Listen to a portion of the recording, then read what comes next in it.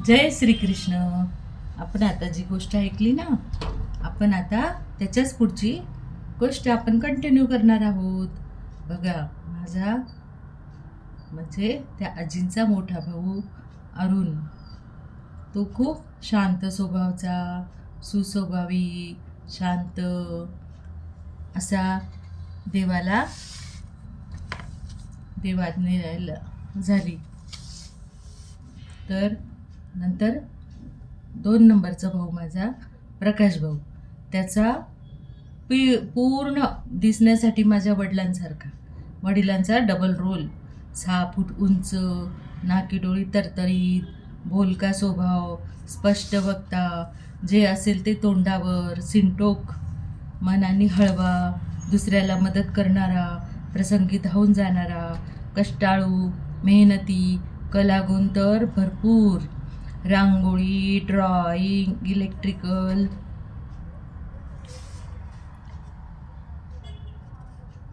Fan रिवायडिंग, सर्व गुणसंपन्न, नावाप्रमाणे सर्वीकडे प्रकाश टाकणारा, मोठ्यांबद्दल आदर प्रेम करणारा, चांगल्यापैकी मित्र परिवार नातेवाईक धरून चालणारा, कॉमेडी, रडणाऱ्याला हसवणारा भाऊ, जिथे जाईल तेथील वातावरण हसत खेळत करणारा, आईविषयी वडिलांबद्दल प्रेम करणारा, वडिलांच्या शब्दाबाहेर नाही त्यांची इच्छा राखणारा, इमानदार, कष्ट करूनच प्रपंच चालविला, कोणचीच मदत नाही.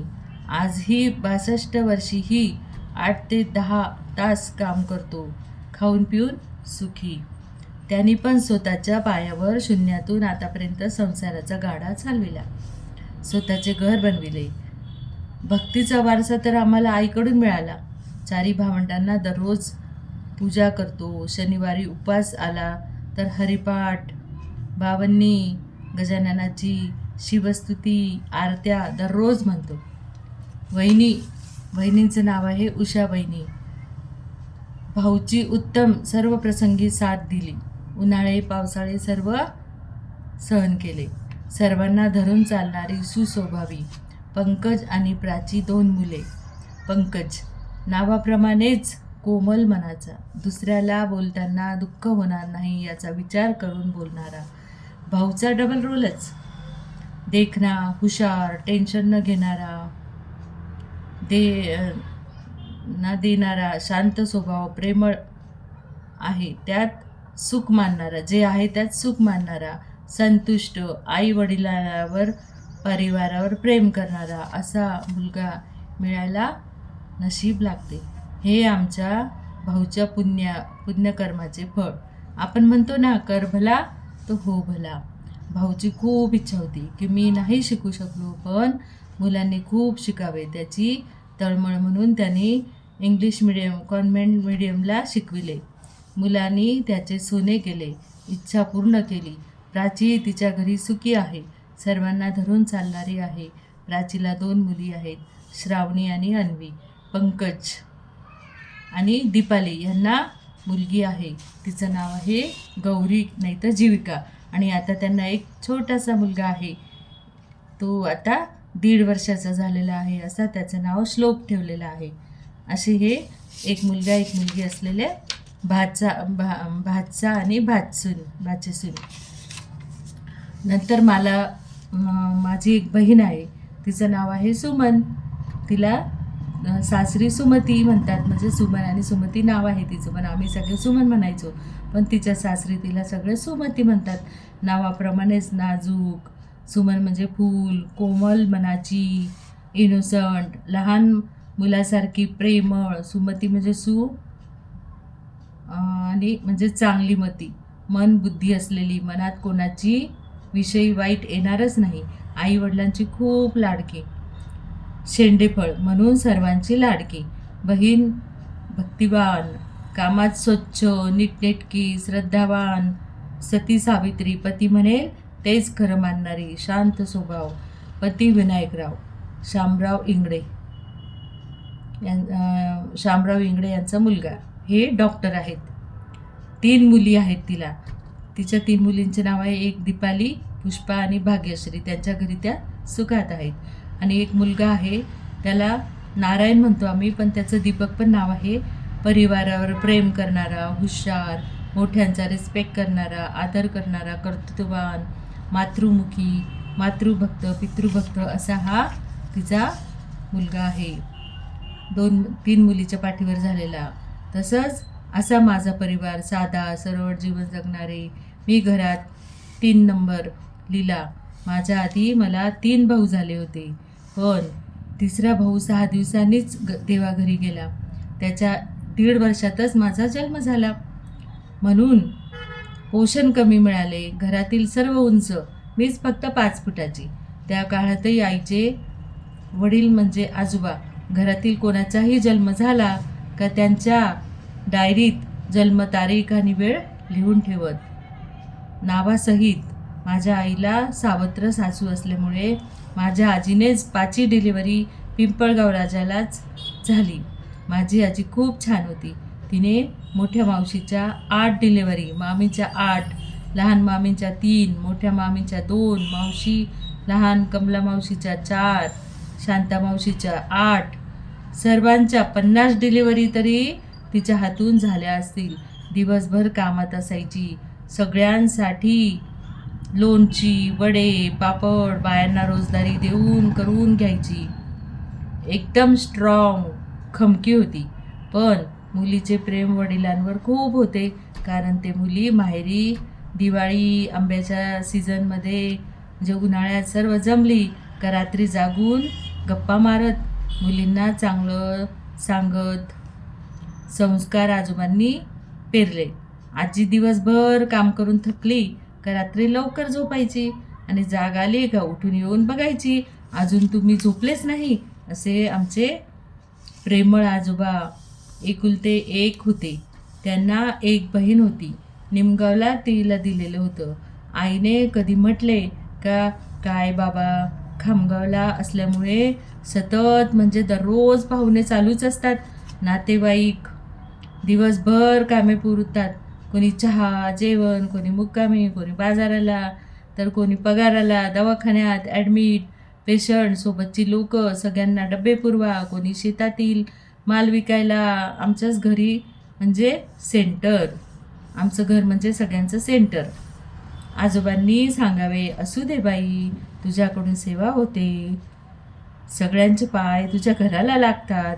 कोणाचा पाय गुण कसा, तुला आशीर्वाद मिळतो, काही कमी पडत नाही, बरकत राहते. आणि खरंच आमच्या घरी वडील एकटेच कमविणारे होते, तरी कधीच काही कमी पडत नव्हते. आई तर मी शाळेतून आल्यावर मला रिक्षा करून द्यायची आणि लेडीज हॉस्पिटलमध्ये पेशंटला डब्बा नेऊन द्यायला सांगायची.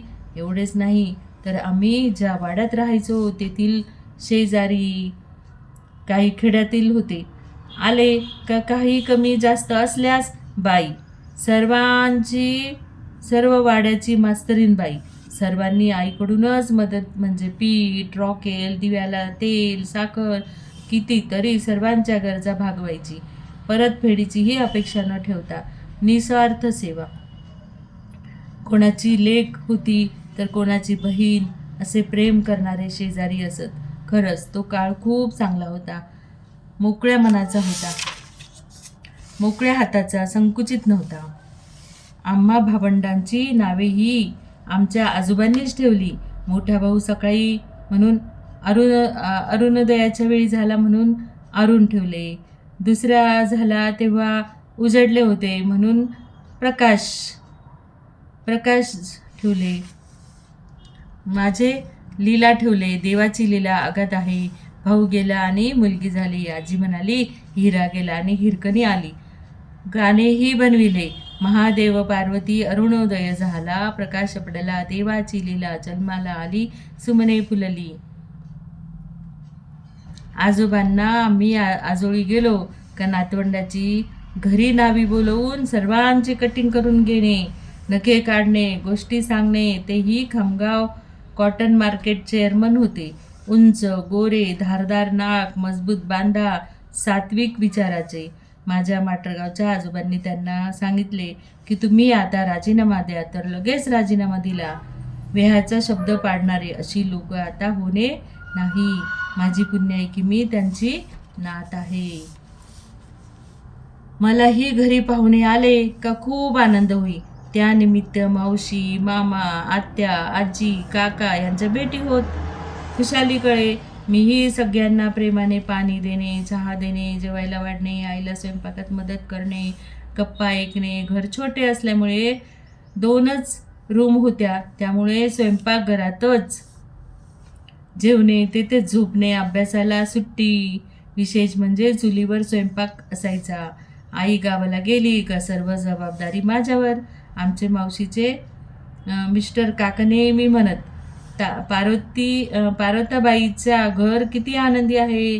कोणीही येऊ, तिच्या मुलाच्या भाऊच्या चेहऱ्यावर नेहमी हसू असते. लीला किती प्रेमाने सर्वांची विचारपूस करते. पोरीला कंटाळाच नाही. आमच्या घरून कधीच कोणी बिना चहा नाश्ता जेवणाचे जात नव्हते. हेच आमच्या आई वडिलांचे संस्कार आहे. कुठलीही अपेक्षा न ठेवता निस्वार्थाने करणे. मला लहान असताना टीचर व्हावे वाटायचे. मी इच्छा दादाजींनी बालसंस्कार केंद्राचे संचालक करून पूर्ण केली. मदर टेरेसाकडे पाहून मला नन बनून सेवा करावी वाटायची किंवा सरकारी हॉस्पिटलमध्ये युनिफॉर्म व्हाईटमधील नर्स बघून नर्स व्हावे वाटायचे किंवा लेडीज पोलीस पण. संसारात पडल्यावर मी काहीच नाही बनू शकले. जीवनात काहीतरी ठसा उमटवायचा राहिलाच. 10वी झाले आणि 1 वर्षांनी माझे लग्न झाले. 17व्या वर्षी लग्न झाले आणि 2 वर्षांनी जयश्री झाली. माझे सासर सुटाळ्याचे वावगे. आमचे लग्न माझे नंदई रामचंद्र बुवा म्हणायचे. ते आमच्या घरी माटरगावच्या शेतात सालगडी म्हणून होते. त्यांच्या घरी पण शेती होती, पण त्यांचे आईवडील बघत म्हणून ते बाहेर काम करत. खूप इमानदार, कष्टाळू, मेहनती होते. कारण माझे वडील खामगावला शिक्षक असल्यामुळे लहाने बाबाही शिक्षक. शेती फक्त आठवड्याला चक्कर. दर रविवारी माझे वडील सकाळी 7 वाजता माटरगावला निघत तर रात्री 8 ते 10 पर्यंत सर्व पाहणी करून, पुढच्या कामाचे नियोजन सांगून, मजुरी देऊन, घरची जी काय शेतातील भाजी, पपई, धान्य घेऊन येत. शेतात ज्वारी, कापूस विकायला बैलगाड्यांनी भरून आणावा लागे. त्यामुळे हे भाऊ आमच्या घरी येत, जेवण करीत, माल विकत आणि परत जात. त्यांनी बऱ्याच वेळा बघितले होते. त्यामुळे त्यांनी सुचविले की माझा साला लग्नाचा आहे. तो नाशिकला असतो. घरात सासू सासरे 2 भाऊ आहेत. 1 वर्षांनी लग्न ठरले. मी नाशिकला आले तेव्हा यांची एक 10 बाय 10 ची रूम होती. रूममध्ये स्टोव, स्वयंपाक, 1 पलंग, थोडीफार भांडी होती, 1 सायकल, एवढीच यांची प्रॉपर्टी होती. भाड्याचं घर होते. 2000 रुपये महिना पगार होता. त्यातच आमचा संसार सुरू झाला. 5 वर्ष आम्ही त्याच रूममध्ये राहिलो. जयश्री राजश्री 2 वर्षाची असताना आम्ही सिडकोतील 1 रूमचे घर घेतले. 20,000चा स्कीमवर हप्त्यानी महिन्याला भाडे न करता घरचे हप्ते असे गणेश चौकात. तिथे 2 वर्ष राहिलो.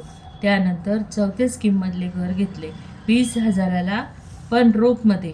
एकदम 10,000 भरले. नंतर 5,000 असे ही 1 रूम होती. पुढे 5 फूट आणि मागे 1 रूमची जागा.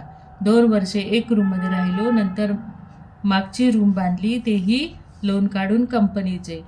मी नाशिकला आल्यावर 6 महिन्यांनी माझा भाऊ माझ्या पाठीराखा प्रकाशभाऊ नाशिकला ITI करून आला नोकरीला. बहीण आहे, तू पण नाशिकला जा. तेव्हापासून माझा भाऊ मला मिळाला. आईवडिलांनाही बरे वाटले. 2 बहीण भाऊ आहेत एकमेकांना. मी सातपूर सोडले आणि भाऊ पण घारपुरे घाट नाशिकला घर घेऊन राहायला गेला. पंकजचा जन्म नाशिकचा. त्यानंतर आम्ही वरची रूम बांधली. भाऊ 5 वर्ष वर राहिला. पवन प्राची जन्म इथलाच. नंतर आम्ही दुकान बांधले, हार्डवेअर आणि इलेक्ट्रिकल. बाबांनी त्याच्या रिटायरनंतर नाशिकला घर घेतले सिडकोचे फंडातून. पण आईच्या आजारामुळे त्यांना नाशिकला काही राहू शकले नाहीत. त्यांना दोघांना उर्वरित वर्षे नाशिकला राहायचे होते, पण देवाला ते मंजूर नव्हते. आईला पॅरालिस झाला. 7 वर्षांनी आई देवाघरी गेली. 62व्या वर्षी शेवटी बाबांनी आईचे सेवा म्हणजे काही लागले तर देत. तशी ती शेवटपर्यंत हिंडती फिरती होती, झोपून नव्हतीच. द्वादशीच्या दिवशी जेवायला बसणार, पण बाबांना बोलवायला जिना चढून वर गेली. पडण्याचे निमित्त झाले. तिला माझे पत्र लेखन खूप आवडायचे. दुसरे पत्र मिळेपर्यंत आई आणि अरुण भाऊ मोठ्यांनी वाचत, पारायण करत दुसरे पत्र मिळेपर्यंत. कारण मला माझी आई वडील खूप प्यारे होते. ह्या छोट्याशा आनंदात ते सुख मानत. मी त्यांच्यासाठी दुसरे तर काही देऊ शकत नव्हते. मी सुखी आहे, तुम्ही पण आनंदी राहावे ही सदिच्छा. असे माहेरी गेली का सर्वांना, विशेष आईवडिलांना खूप आनंद होई. कारण माझे बोलणे सतत चालू असे, मग विषय कोणताही असे. कधी आध्यात्मिक, देवधर्माचे, स्वाध्यायाचे. अरुण भाऊ नेहमी म्हणे, तू आली का आईवडील खूप खुश असतात, त्यांच्या चेहऱ्यावर आनंद असतो. तू राहा आणखी 4 दिवस. त्यांच्याकरता काही देत नव्हते ना, घेत होते, पण फक्त बोलून समाधान मानून. प्रेमाचा भुकेला असतो माणूस, हा प्रेमाचा भुकेला असतो देवासारखा. दुसरे काय पाहिजे, प्रेमाचे 2 शब्द. आम्ही त्यावेळी खूप सुखी होतो, कारण आमच्या अपेक्षा जास्त नव्हत्या. कुठल्याही परिस्थितीत आनंदी राहायचे हे जणू बाळकडू आईने दिले होते. फक्त कष्ट करायचे, कष्टाचे फळ मिळेलच. कष्ट काटकसर करून पैसे जमवायचे. पैसे जमले का मग एक गरजेची वस्तू घ्यायची. पण प्लॅनिंग असायचे. म्हणतात ना, थेंबे थेंबे तळे साचे. मी 3 महिन्यात लेडीज जेंट्स कपडे शिकली. शिवण क्लास करून शिवणकामामुळे माझ्याकडे नेहमी पैसे असत. मला जमवायला आणि महिना अखेर यांना काम पडल्यास द्यायला खूप आवडायचे. जयश्रीचे पप्पा नावाप्रमाणेच समाधान वृत्तीचे, त्यामुळे पैशाचा हावरटपणा दोघांनी कधीच नाही केला. ह्यांच्या आमच्या दोन्ही मुली खूप लाडक्या, गुणी, लहानपणापासूनच. दोघींचाही जन्म 7 तारखेचा. तेव्हा 7 तारीख पगार होत असत. एक 7 एप्रिलची आहे आणि एक 7 फेब्रुवारीची आहे. आणि त्यांच्या जन्मापासून आमची खूप प्रगती झाली. एकीच्या वेळी एक घर बुक केले तर दुसरीच्या वेळेस दुसरे घेतले. आम्ही फक्त आमचे पाहिले नाही तर सासरच्या सर्वांना सुखाला दुःखाला विचारून अडीअडचणीला मदत केली. कारण यांनी गरिबी खूप जवळून पाहिली होती. त्यामुळे घरचे दुःखी असल्यावर आपण आनंदात कसे राहू शकणार, त्याकरता मी पण कधीच अडविले नाही. त्यावेळी ह्यांचा ओव्हरटाईम खूप चालायचा. फर्स्ट शिफ्ट, सेकंड आठवड्याभर किंवा सेकंड थर्ड नाईट करून घरी यायचे. पहिले 10 ते 15 वर्ष खूप ओटी मिळत होता. त्यामुळे पगार 1 पट आणि ओव्हरटाईमचे 2 पट असे 3 पगार एका महिन्यात मिळे. खूप कष्ट केले. जेव्हा ओव्हरटाईम बंद झाला तेव्हा आम्ही हार्डवेअरचे दुकान टाकले. 1 शिफ्टला ते सांभाळायचे, एका शिफ्टला मी. मुली पण घर कामात दुकानात मदत करीत. शाळा अभ्यास करून नेहमी कामात असल्यामुळे दोघीही कधी भांडायला वेळच मिळत नसे. घरातील बाहेरील सर्व मला पाहावे लागत असे. असा आमचा गोविंदानी संसार होता. मला वाचनाची खूप आवड होती. वेळ मिळाला का वाचन करणे. कादंबरी, उपन्यास, गुलशन गोवरचे खूप वाचले. शिवाय विणकाम, भरतकाम, वॉलपीस बनविणे, मोपलर विणणे, काही ना काही चालूच असायचे. त्यामुळे मला खूप शेजारी पाजारी जाऊन काठ्याकूट करणे सवयच नव्हती. सगळ्यांशी बाहेरून बोलून विचारपूस करणे, वेळ प्रसंगी मदत करणे. ह्यामध्ये 10 वर्षे केव्हा निघून गेली कळलेच नाही. लग्नाचा 10व्या वर्षानंतर पवनचा जन्म झाला. खूप आनंद झाला. मुलांना मोठे करता करता 20 वर्ष केव्हा निघून गेलीत कळलेच नाही. दिवसामागून दिवस जात होती. जबाबदारीचे ओझे वाढत होते. जयश्रीची 10वी 12वी झाली. राजेश्रीची 10वी. तेव्हा के वाघला मुलींचे कॉलेज डिप्लोमा सुरू झाले. त्यावेळी यांनी कुठलाही विचार न करता दोघींनाही 10,000 हजार रुपये फी भरून टाकून दिले.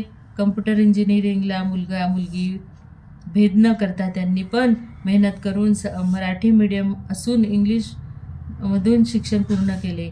दोघांनी नोकरी केली. त्यानंतर 6 महिन्यातच जयश्रीचे लग्न ठरले. राजश्रीने 3 वर्ष जॉब केला. नंतर राजचे लग्न ठरले. दोघी मुली सासरी गेल्या. मला जास्त वेळ होता. पवन 1 वर्षाचा असतानाच मला स्वाध्याय मिळाला. मी बालसंस्कार केंद्र घेऊ लागली. महिला केंद्र, प्रवचन केंद्र, भावफेरी, एकादशीची, स्वाध्यायाच्या प्रेमवर्धन परीक्षा दिल्या. 3 वर्ष पास झाली. 4थ्या परीक्षेपासून जास्त अभ्यास होता. 4 ते 5 पास झाली. 6वी पारंगत राहिली. परीक्षेला नाव दिले. भावफेरी सुरू केली आणि कोरोनाची लाट आली. सगळे चक्र थांबले. आयुष्यात सगळ्यात कठीण वर्षे म्हणजे 2020 गेले. भीती, काळजी, लॉकडाऊन, दुकाने बंद, सर्व व्यवहार ठप्प. तरी भगवंताची कृपा की सर्वांनी काळजी घेतली. ह्यातच पवनचे लग्न झाले. 1 वर्षातच नात कल्याणी झाली. आम्ही तिला आता वेदश्री म्हणतो. माझी सर्वात मोठी नात म्हणजे अनुष्का, दुधावरची साय. तेव्हा मला 16-17 वर्षे आधी मला खूप ताकद होती. तेव्हा चांगली होती, त्यामुळे खूप उत्साह होता, हौस होती. आता त्या मानाने माझी पावर काहीच राहिली नाही. जीव दिवसेंदिवस थकत चालला आहे. त्यामुळे दररोजची दिनचर्यातच शक्ती संपून जाते. कसे तरी जोर आणून करावे लागते. त्यांच्या 3 वर्षांनी अद्वैत झाला. पहिला नातू. खूप आनंद झाला. अनुष्का, अद्वैत बारसे थाटात केले. त्याच्या 8 वर्षानंतर अग्रज झाला. माझा दुसरा नातू. तेव्हाही तब्येत 50%च डाऊन होती. त्याचेही बारसे थाटात झाले. त्याच्या 1 ते 1.5 वर्षात आर्षभ नातू झाला चंदीगडला. त्याचे सगळे 5वी बारसे घरचे घरीच केले. तेव्हाही माझे पायाचे गुडघे खूप दुखत होते. हिमोग्लोबिन 7 वर आले. त्यामुळे गर्भपिशवीचे ऑपरेशन 1 महिन्यानंतर केले. 10 झाल्यावर त्यानंतर माझी तब्येत बरी झाली. परंतु मागील वर्षापासून आणि अरुण भाऊ वारल्यानंतर परत थोडा थकवा जाणवतो आहे. या कोरोनाने सगळ्यांना मानसिक, शारीरिक, आध्यात्मिक वृत्तीवर परिणाम झाला. पण आता मला स्वतःकडे दुर्लक्ष चालणार नाही. मला माझी काळजी घ्यावी लागेल. तेव्हाच मी सर्वांची काळजी घेऊ शकेल. जान है तो जहान है. पाय खूप महत्त्वाचे आहे. त्याला परत चांगले करावे लागतील. वय वर्ष 60 ते 60वे सुरू आहे. एवढे वर्षे शरीराकडे पाहायचे काम पडले नाही. शेवटी तेही एक यंत्र आहे. त्यालाही ऑइलिंगची गरज आहे. आणि म्हणून मग मी आता मला जेवढं जमेल, जेवढं झेपेल तेवढं मी घरात मदत करते, काम करते, सगळ्यांना हवं नको ते बघते, स्वयंपाक करते आणि वरून माझं भावफेरी, स्वाध्याय केंद्र आणि बालसंस्कार केंद्र हे चालूच असते. जय योगेश्वर. आवडली का मग तुम्हाला ही गोष्ट? तर नक्की कळवा.